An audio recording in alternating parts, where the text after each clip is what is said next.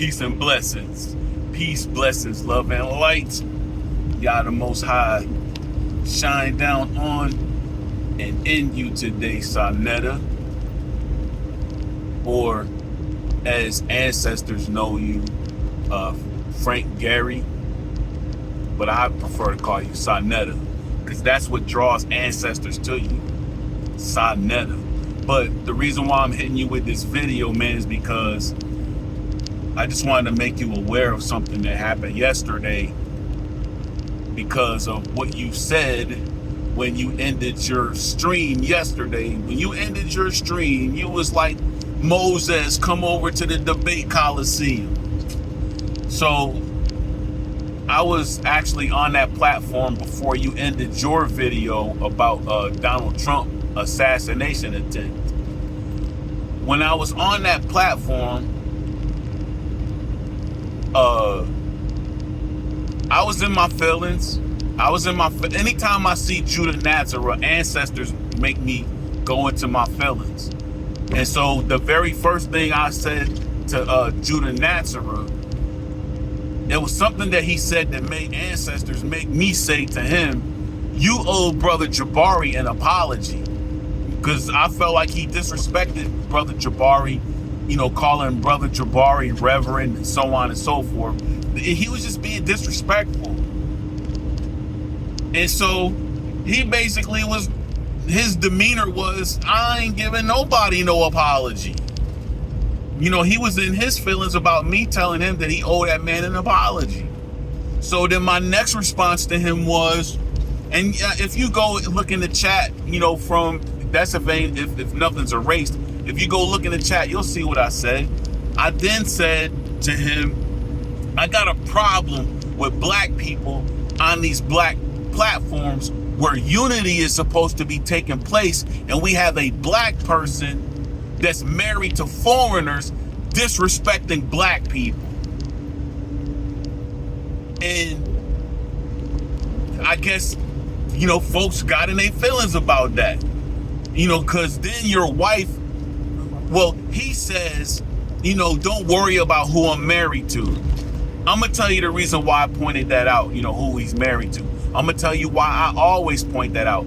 But before I tell you that, your wife, Napa, read what I said, because he got in his feelings about what I said, about black people being on black platforms where unity is supposed to be taking place. But we got these black people that are married to foreigners, married to white women, married to Asians. I ain't say all of this, but this is what I was meaning. You a black person, but you married to a woman other than a black woman on these black platforms disrespecting black people. Whether you're a black man that's married to a foreigner or you're a black woman married to a foreigner, I got an issue with those types of people insulting black family. And he basically got in his feelings. So Nepal read my comment and she said, don't get blocked.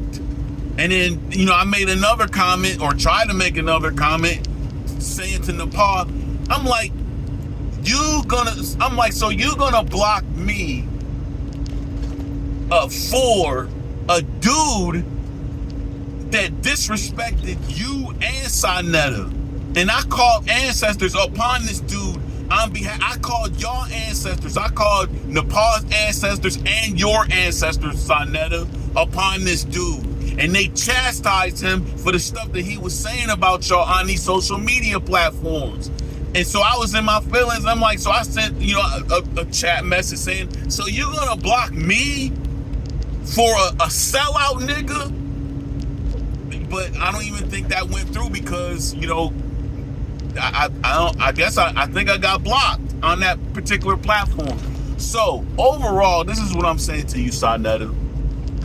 In the original 1611 King James Bible, I want you to read Numbers chapter 25, verses 1 through 7. There is a law.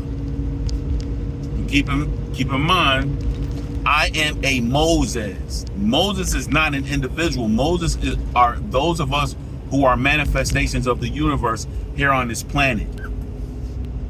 So, in a sense, they're like they're like what Psalm chapter 82 verse 6 say. You know, they are children of the Most High. Moses is a child of or children of the Most High, or children of the universe, children that were drawn out of the water above. But you will see in Numbers chapter 25 verse 1 through 7, there is a Nazarite by the name of Phineas. And also, I really do need you to know what the Hebrew definition for the English word Nazarite is. I'm a separatist. I'm going to always make an issue when it comes down to bloodline law. When I see our people among us married to foreigners, ancestors going to make me speak on that. And I'm going to end with this. Personally, when it come down to JJ 7000, and when it come down to Judah Natzarah, or anybody that is married to some person that does not have 9 ether hair, if they are married to somebody that's got straight hair like an animal, I'm going to say something about that.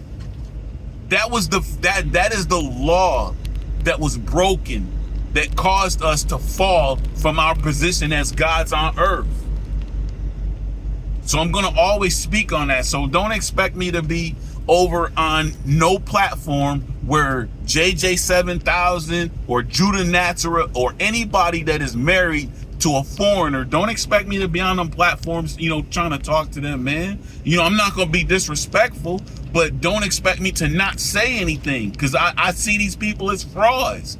Judah Natzarah ain't got no business teaching the Torah, and he himself, he's disobeying he's disobeying the original law. He's committing the original sin, and he got the nerve to act like he know more than everybody else. He's in no position to be chastising nobody or teaching nobody. And in the eyes of the ancestors, he is a Satan. The Hebrew definition for the English word Satan is arch enemy of righteousness. The law our ancestors gave to us in regards to not mixing this particular bloodline that was developed in the universe and then planted here on earth, that is a law that our ancestors established for us to maintain our position as gods on earth. And if you're breaking that law, that makes you a Satan. That makes you an arch enemy of a righteous law. It's a righteous law because look at it like this. You have your pigeons, you got eagles, you got buzzards, you got turkeys, you got flamingos. They are all birds. But nature has it to where they don't mix their bloodline, because then they would be freaks of nature. You mix a pigeon with a woodpecker, that's a freak of nature. That's going against nature. When you go against nature, you're going against righteousness. And that's what he's doing. That's what a lot of people on this planet are doing. So I'm gonna end with that, man. Numbers chapter 25 verses 1 through 7. I am telling you, the man is a fraud. He's a fraud. And to be quite honest, he should not even be, nobody should be teaching the Torah here in America. That's like casting your pearls before the swines and the dogs. Psalm chapter 9 verse 17. The wicked shall be turned into hell, and the nations that forget God, or forget the laws, the statutes, the commandments that our East African ancestors made for us to live by, so that decency and order can have its perfect place on earth. We are in hell. We are not in our kingdom. And you are not supposed to be teaching the Torah while you are in hell. Isaiah chapter 1 talks about that. Amos chapter 5 verse 21 shows the ancestors don't have no respect for people that are teaching our laws in foreign land. We're supposed to have our land first. That is the very first thing that's supposed to happen. It says that in the Old Testament. It says it in the New Testament. Get your kingdom first, and then all these things, will be added unto you. Then you can start talking about our laws and our statutes and our commandments. But as long as you are in hell, as long as you are in a foreign territory, keep your mouth shut about righteous things about our laws and our statutes and our commandments while you are under the oppression of another leadership.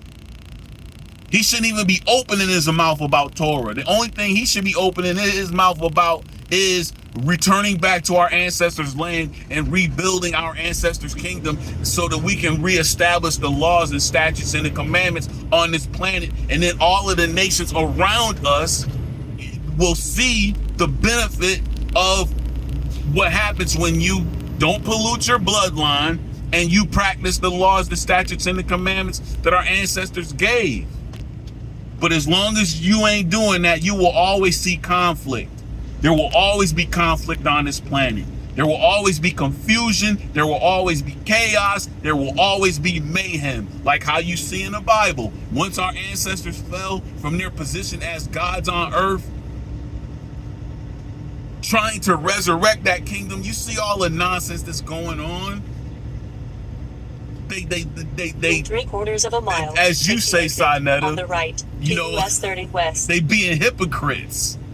You know, one minute they saying this over here, next minute they saying this over there, you know, but, you know, as generations are, you know, progressing, you know what I'm saying, the gods, you know, in this particular time are having to operate a little bit different than their ancestors because, you know, the environment around them is changing and they trying to, you know, bring this thing back into order. They trying to get control of this thing. And so, you know, they bobbing and weaving, man. They ancestors is doing the best that they can, man. They saw this, they saw it slipping away from them, man. That's the reason why you see so-called contradictions in the Bible, man.